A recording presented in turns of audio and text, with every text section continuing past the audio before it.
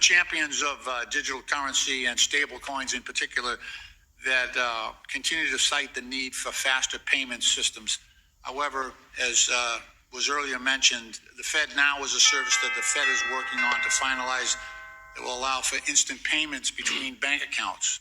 And the Fed has a target release date for Fed Now between May and July, which is right around the corner. Do you see any reason why cryptocurrencies would provide faster payments than the Fed Now system? And would this offer, with the transparency of Fed Now, would it offer distinct advantages over some of these stable coins that are touting faster payments? What Fed Now will do is it will enable all the banks, any bank in the United States, not just the big ones, to offer instantly available funds and real-time payments to their customers. That's what it will do. That's a great thing. A CBDC, I think you're asking whether a CBDC would serve some of that. But a CBDC is going to be years in the evaluation. And, I think we can get this into the hands of the public very quickly. And I think we'll have real-time payments in this country very, very soon. And so that's a good thing. So if they take away cash and make everything digital, and digital currency is central bank digital currency, obviously you have no power whatsoever. If they don't like what you're doing, they just shut you down and you're impoverished. It just happened in Canada last winter, so we know what the consequences are. We know why they want it.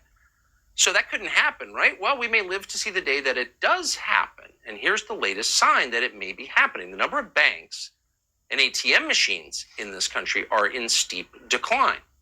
Far fewer than there were just a few years ago. And in some countries like Australia, they're going away at high speed.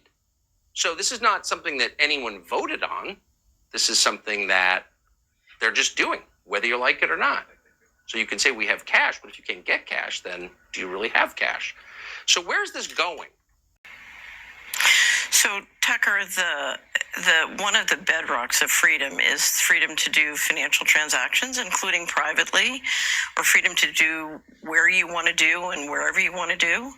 And unfortunately, as the financial system has become more and more digital, you see more and more not only invasive surveillance, but more and more controls. And CBDCs, central bank digital currencies, and vaccine passports or digital IDs are sort of the last shutting of the gate. It's hard for many people to imagine the risks here because we're so used to living with financial transaction freedom. And we don't understand that when this gate closes on us, we literally will be sitting in a system where the central banks believe that our assets belong to them and they can dictate where we can spend money and what we can spend money on.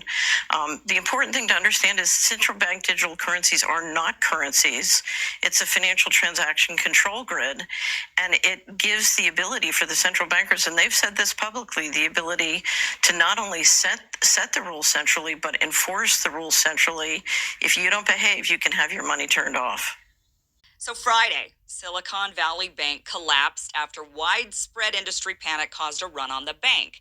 Now try to put your disdain for elitist Silicon Valley censor czars aside, and let's take a look at the bigger picture of what's happening, because it's incredibly frightening. Essentially, the government is seeking to gain greater control over big tech, which will ultimately mean greater control over us. And we've seen what was revealed in the Twitter files, how the government infiltrated the big tech platform to censor Americans. We've seen how rollouts of things like ESG scores are being used to force companies to comply with a certain agenda or else. The government seizures of Silicon Valley Bank and subsequently the Signature Bank of New York should set off loud, blaring alarm bells. Over 90% of tech startups bank with Silicon Valley Bank. And interestingly, Coinbase, the largest crypto exchange in the U.S., just announced mere days ago its move to Signature Bank of New York. And then the government seized it. You want to control someone? Control their money. And do you know what the government blatantly states they want to do? Control big tech and control crypto. Coincidence? Now, the Fed has the power to pick and choose when to help a bank and when to let it fail. And this was a bank with good assets and great clients. In fact, the biggest banks, the very banks who are the shareholders of the Federal Reserve, coveted the clients of SVB for a very long time and wanted nothing more but to gain Silicon Valley's business. And now they can, because Silicon Valley Bank is gone. Now there will be further consolidation of smaller banks into the larger ones, making it all that much easier to roll out a central bank digital currency and social credit score for us all. Again, you want to control someone, control their money, and that's ultimately the end goal.